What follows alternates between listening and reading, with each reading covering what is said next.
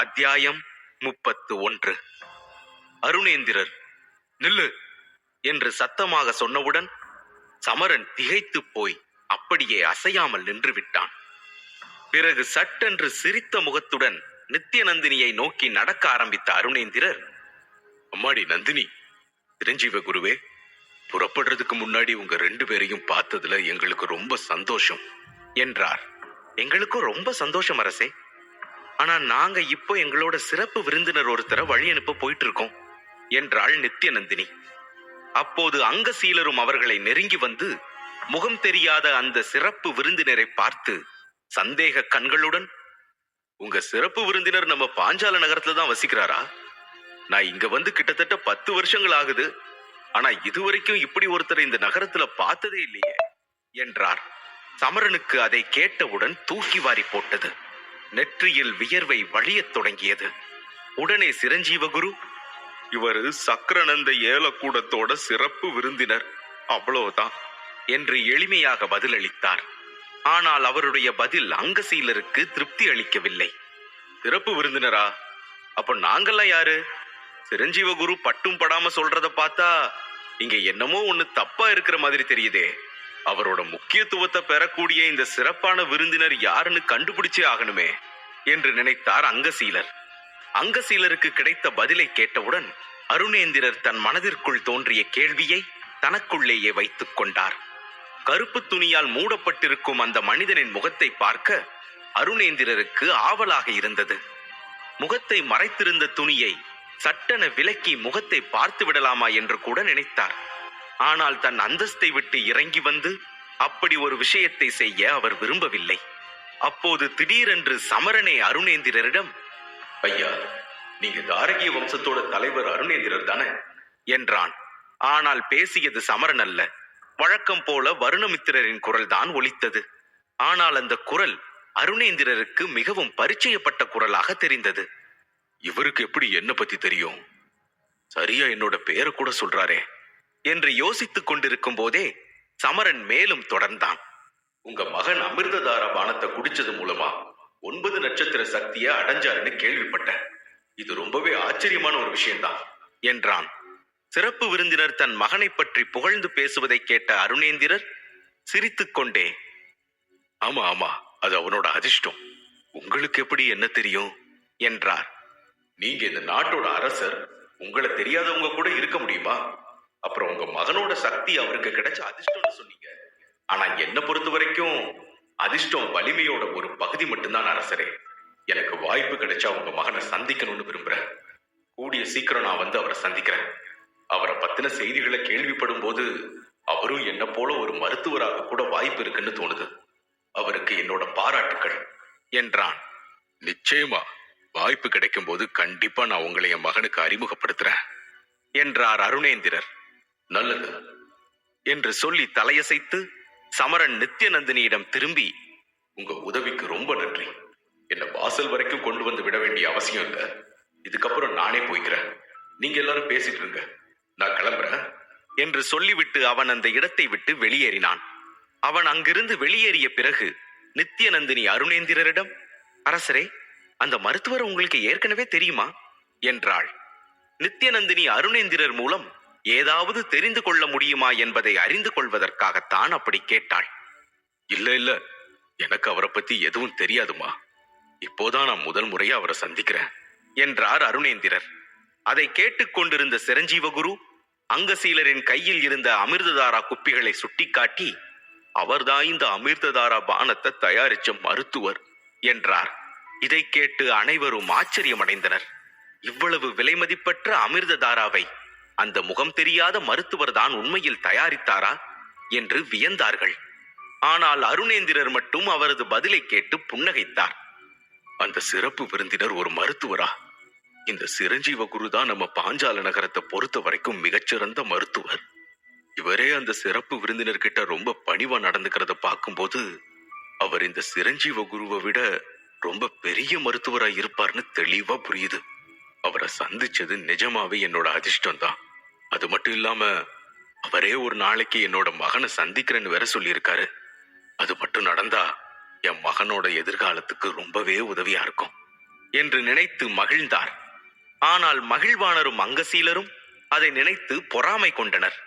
இந்த அருணேந்திரருக்கு மட்டும் எப்படி ஒவ்வொரு முறையும் அதிர்ஷ்டம் கை கொடுக்குதுன்னே புரியலையே என்று நொந்து கொண்டார்கள். மறுபுறம் ஏலக்கூடத்திலிருந்து வெளியே வந்த பிறகு சமரன் சிறிது நேரம் தெருக்களில் சுற்றித் திரிந்தான். அப்போது தன்னை சுற்றி இருந்த கூட்டம் கொஞ்சம் கொஞ்சமாக குறைந்ததை கவனித்தான். யாரும் கவனிக்காத போது ஏலக்கூடத்துக்கு அருகில் இருந்த அதே குடிசைக்குள் சட்டென நுழைந்தான். மருத்துவருக்கான கருப்பு ஆடைகளை கழற்றிவிட்டு அன்றாட உடையை போட்டுக்கொண்ட பிறகு சமரன் வருணமித்திரரிடம், குருவே, நீங்க என்ன காரியம் பண்ண பாத்தீங்க? நீங்க பண்ணின காரியத்துல இந்நேரம் நான் எங்க அப்பா கிட்ட வசமா மாட்டிட்டு இருந்திருப்பேன். நான் பாட்டுக்கு அங்கிருந்து நழுவிடலான்னு பார்த்தா நீங்க திடீர்னு எங்க அப்பா கிட்டயே நேரடியா பேச ஆரம்பிச்சிட்டீங்களே. உள்ளுக்குள்ள சும்மா ஆடி போயிட்டேன் தெரியுமா? எதுக்கு குருவே இப்படி பண்ணீங்க என்றான் சமரன். இதை கேட்ட வருணமித்திரர் சிரித்தபடி, நான் வேணுனேதான் அப்படி பண்ண என்று மெத்தனமாக கூறினார். எனது வேணுனேதான் பண்ணீங்களா? என்ன மாட்டி விடுறதுல உங்களுக்கு என்ன அப்படி ஒரு சந்தோஷம் என்று கோபமாக கேட்டான். அவர் மீண்டும் புன்னகைத்தபடி, உண்மையை சொல்லு சமரா, இந்த மருத்துவர் உடையில் இருக்கும்போது நீ உங்க அப்பா கிட்ட பேசணும்னு ஆசைப்பட்டியா இல்லையா என்று கேட்டவுடன் சமரன் சில வினாடிகள் எதுவும் சொல்லாமல் அமைதியாக நின்று கொண்டிருந்தான். வருணமித்திரர் மேலும் தொடர்ந்தார். அதுவும் இல்லாம உங்க அப்பா இந்த நாட்டோட ராஜா. அவரை பார்த்துட்டு எதுவுமே பேசாம அங்கிருந்து விலகி போனா அவங்களுக்கு உன் மேல இருக்கிற சந்தேகம் அதிகமாயிடும் இல்லையா? அந்த இடத்துல வேற ஒரு மருத்துவர் இருந்திருந்தா மரியாதைக்காக உங்க அப்பா கிட்ட பேசிருப்பார்ல. நீ அப்படி எதுவும் பேசாம அங்கிருந்து விலகி போனா அனாவசியமா சந்தேகம் உன் மேலதானே வரும். அதுக்கு தான் பேசினேன் என்று நிதானமாக பதிலளித்தார். வருணமித்திரர் சொல்வதை கேட்ட சமரன் அவர் வார்த்தைகளில் உண்மை இருப்பதை உணர்ந்தான். நீங்க சொல்றதும் சரிதான் குருவே. எனக்கு தான் அங்க நிக்கிற ஒவ்வொரு வினாடியும் ரொம்ப பதட்டமா இருந்தது. அதனாலதான் உடனே அங்கிருந்து போனா போதுன்னு தோணிடுச்சு என்றான். சமரனுக்கு ஒரே ஒரு விஷயம்தான் வருத்தமாக இருந்தது. கடந்த ஏலத்தோடு சேர்த்து இதுவரை 3 அமிர்ததாரா குப்பிகளை அவனுடைய தந்தையே வாங்கியிருப்பதை நினைத்து வருந்தினான். அதன் பிறகு அந்த குடிசையை விட்டு வெளியேறி மீண்டும் தனது அரண்மனைக்கே திரும்பினான். அவன் அரண்மனை வாசலை அடைந்து சிரித்துக் கொண்டே உள்ளே நுழைந்தான். ஆனால் அதுவரை அவனுடைய அப்பா உட்பட மற்ற யாருமே இன்னும் வீடு திரும்பவில்லை என்பதை புரிந்து கொண்டான். அதை பார்த்த சமரன் நேராக தன் அறையை நோக்கி வேகமாக ஓடினான். உள்ளே சென்று அறைக்கதவை மூடிவிட்டு பையில் இருந்த பொருட்கள் முழுவதையும் எடுத்து கட்டிலில் போட்டான். ஏதோ விலைமதிப்பற்ற பொக்கிஷம் கிடைத்ததைப் போல அவன் அந்த பொருட்களை ஆனந்தமாக பார்த்து கொண்டிருந்தான். பிறகு ஒவ்வொன்றாக எடுத்து அருகில் இருந்த மேஜையில் அடுக்கி வைத்தான். மிலாஞ்சி பொடி தயாரிப்பதற்கான அனைத்து பொருட்களும் அவன் கண் முன்னே இருந்தது. நினைச்சு பார்த்தாலே சிரிப்பு தான் வருது. நம்ம குரு பட்டியலை என் கையில கொடுக்கும் போது இதையெல்லாம் வாங்குற அளவுக்கு என் கையில சுத்தமா காசே இல்ல. அப்படியே காசு இருந்தா கூட இந்த பொருட்களை கண்டுபிடிக்கவே முடியாதுன்னு தான் நினைச்சேன். ஆனா இப்போ இது எல்லாமே என் கண் முன்னாடி இருக்குது. எனக்கு இதெல்லாம் கனவா நிஜமானு கூட தெரியல என்று சந்தோஷப்பட்டான் சமரன். மோதிரத்தை தேய்த்து, குருவே, நீங்க கேட்ட எல்லாமே இப்போ நம்ம கிட்ட இருக்கு. உடனே நம்ம மிலாஞ்சி பொடியை தயாரிக்க ஆரம்பிச்சிடலாமா என்றான். ஏன் சமரா அவசரப்படுற? நீ கொஞ்சம் நிதானமா இரு. இந்த பொருள் எல்லாம் ஜன்னல் வழியா பறந்து போயிட போகுதா என்ன? நமக்கு இன்னும் நேரம் இருக்கு. அது மட்டும் இல்ல, நான் இப்போ தியானம் பண்ண போறேன். முதல்ல அந்த பொருளை எல்லாம் பத்திரமா எடுத்து யாருக்கும் தெரியாம ஒளிச்சு வை சமரா. யாரு வேணா எப்ப வேணா உன்னோட அறைக்குள்ள வந்துடலாம். அதனால நான் சொல்றத புரிஞ்சுக்கோ சமரா. இன்னும் இருட்டுறதுக்கு நேரம் இருக்கு. நாம இரவுக்காக காத்திருக்கலாம். அப்போதான் யாரோட தொந்தரவும் இல்லாம நம்ம நினைக்கிறத செய்ய முடியும் என்றார் வருணமித்திரர். இதை கேட்ட சமரன் சற்று ஏமாற்றம் அடைந்தான். ஆனால் குரு சொல்வது சரிதான் என்பதை உணர்ந்ததினால் அவன் அந்த பொருட்களை ரகசியமாக அவனுடைய அலமாரிக்குள் அடுக்கி வைத்துவிட்டு படுக்கையில் படுத்தான். அவன் படுத்துக்கொண்டே இரவுக்காக காத்திருந்தான். சுமார் அரை மணி நேரம் படுக்கையில் படுத்திருந்த சமரன் திடீரென்று தன் அறையின் கதவை யாரோ திறப்பதை உணர்ந்தான். உடனே எழுந்து நின்று தன் அறைக்குள் யார் இப்படி வருகிறார்கள் என்று கவனித்தான்.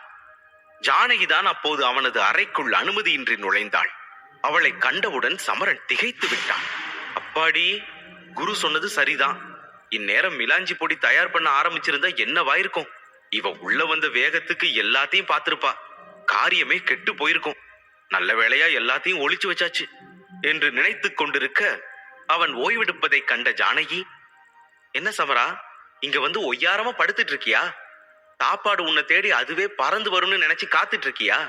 நீதான் எழுந்து வந்து சாப்பிடணும். ஒழுங்கா எந்திரிச்சு வந்து சாப்பிடு என்று கிண்டலும் கேலியும் கலந்த தொனியில் இரவு உணவுக்காக அவனை அழைத்தாள். இதை கேட்ட சமரனுக்கு கோபம் வந்து விட்டது. ஏய், உனக்கு நாகரிகம்னா என்னன்னே தெரியாதா? மத்தவங்க அறைக்குள்ள நுழையறதுக்கு முன்னால கதவை தட்டிட்டு தான் உள்ள வரணும். அதெல்லாம் கூட தெரியாத உனக்கு? நீ எல்லாம் எதுக்கு வெளியூருக்கு போய் பயிற்சி எடுத்துக்கிட்ட? உங்க பயிற்சி பள்ளியில இதைத்தான் சொல்லி கொடுத்தாங்களா என்று கோபமாக கத்தினான் சமரன். சமரன் இவ்வளவு கோபமாக தன்னை நோக்கி கத்துவதை ஜானகி இப்போதுதான் முதல் முறையாக பார்த்தாள். அதை கேட்டவுடன் அவளுக்கும் கோபம் வந்துவிட்டது. அதனால் அவள் முகம் கோபத்தில் சிவந்து அறையின் கதவை வேகமாக உதைத்து, இதோ நான் உன்னோட அறை கதவை உதைச்சிட்டேன், என்ன பண்ண முடியும் உன்னால? இதே மாதிரி தினமும் வந்து உதைப்பேன், என்ன பண்ணுவன்னு சொல்லு என்று கத்தினாள். உடனே சமரன் தன் கையை அவள் பக்கமாக திருப்பி, வெற்றிட கை நுட்பம் என்று அலறினான். இந்த தாக்குதலால் அவள் திடீரென்று சமரனை நோக்கி இழுக்கப்பட்டாள். அவள் சமரனின் படுக்கைக்கு அருகில் வந்தவுடன் அவன் தன் கையை கீழே இறக்கினான்.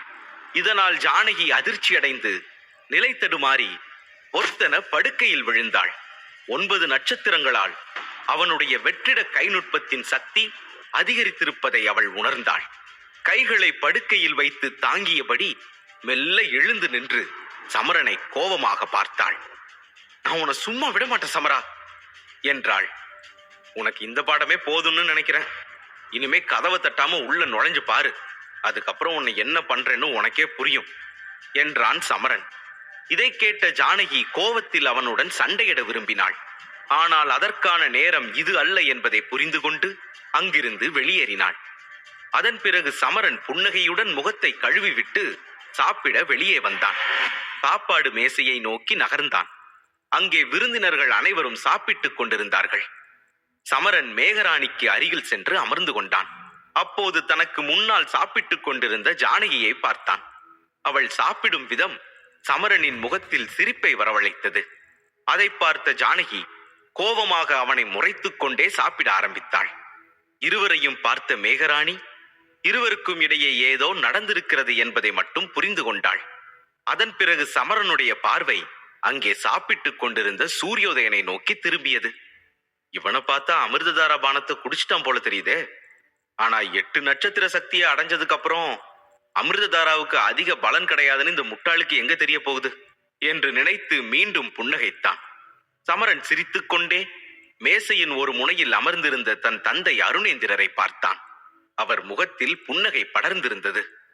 ஆனால் அதற்கு காரணம் ஏலத்தில் கிடைத்த அமிர்ததாரா அல்ல, மாறாக சக்கரநந்த ஏலக்கூடத்திற்கு வந்த அந்த சிறப்பு விருந்தினரின் வார்த்தைகள் தான் என்று சமரனுக்கே தெரியாது. ஒரு தலைசிறந்த மருத்துவரின் உதவியால் தாரகிய வம்சம் மற்ற வம்சங்களை விட உயரும் என்பதை அவர் நன்கு அறிந்திருந்தார். மற்ற அனைத்து வம்சங்களும் அவரை பொறாமையுடன் மட்டுமே பார்க்க முடியும். அவர்களால் அவரை ஒருபோதும் தோற்கடிக்க முடியாது என்று நினைத்தார். அதை நினைத்து அவர் மிகவும் மகிழ்ச்சி அடைந்தார். சமரனும் அவர்களோடு இணைந்து இரவு உணவை சாப்பிட்டு முடித்தான். உணவு முடிந்ததும் அனைவரும் ஒருவரை ஒருவர் கட்டித் தழுவி அரசரிடமிருந்து விடைபெற்றுக் கொண்டு அவரவர் வீடுகளுக்கு புறப்பட்டனர். சமரனும் அரசருக்கு அருகில் நின்று கொண்டிருந்தான்.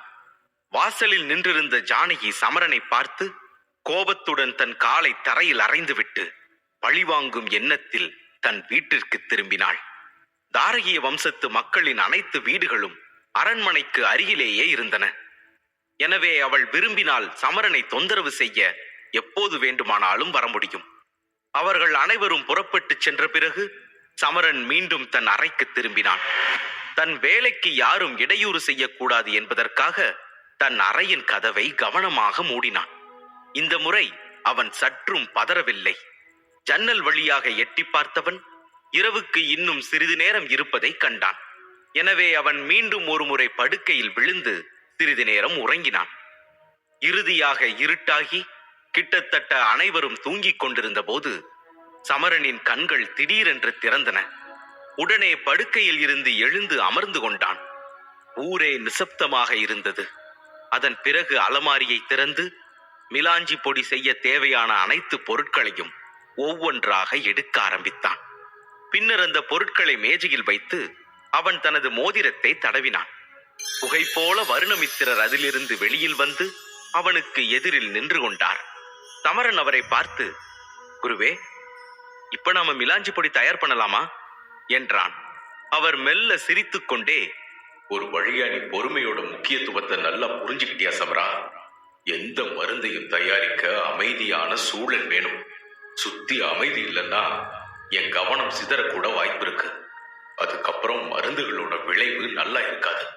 அதனால இந்த ஒரு விஷயத்தை மட்டும் நீ எப்பவும் ஞாபகம் வச்சுக்கோ.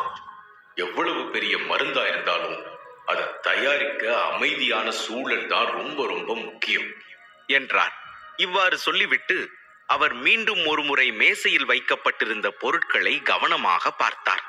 அதன் பிறகு மிலாஞ்சி பொடியை தயாரிக்க தொடங்கினார். இரு கைகளையும் ஒன்றோடொன்று நன்றாக தேய்த்தார். அப்போது அவர் கைகளில் இருந்து ஒரு வெள்ளை ஒளி தோன்றியது. பின் அந்த ஒளியை கட்டுப்படுத்திக் கொண்டு அதை கண்டு வியந்த சமரனை பார்த்தார் வருணமித்திரர். என்ன சமரா, என்ன யோசிக்கிற? பொதுவா மருத்துவர்களோட தரத்தை அவங்க கையிலிருந்து வர்ற ஒளியின் அளவை வச்சே தெரிஞ்சுக்க முடியும் என்றார். வருணமித்திரரின் கையிலிருந்து வெளிப்பட்ட ஒளியைக் கண்டு சமரனின் கண்கள் ஆச்சரியத்தில் விரிந்தன. ஒவ்வொரு நிறத்துக்கும் ஒவ்வொரு அர்த்தம் இருக்கு. சாதாரண மருத்துவர்களோட கைகள்ல ஒளியின் நிறம் வெளிர் மஞ்சள் நிறத்துல இருக்கும். மேலும் அவங்களோட தரம் அதிகரிக்கிறப்போ ஒளியின் நிறம் கருமையாகி அதன் சக்தியும் அதிகரிக்குது என்றார். இதை கேட்டு அதிர்ச்சி அடைந்த சமரன், குருவே, அப்படின்னா உங்க கைகள்ல இருக்கிற வெளிச்சத்தோட நிறம் மட்டும் ஏன் வெண்மையா இருக்கு என்றான். உடனே வருணமித்திரர் உறக்கச் சிரித்தார்.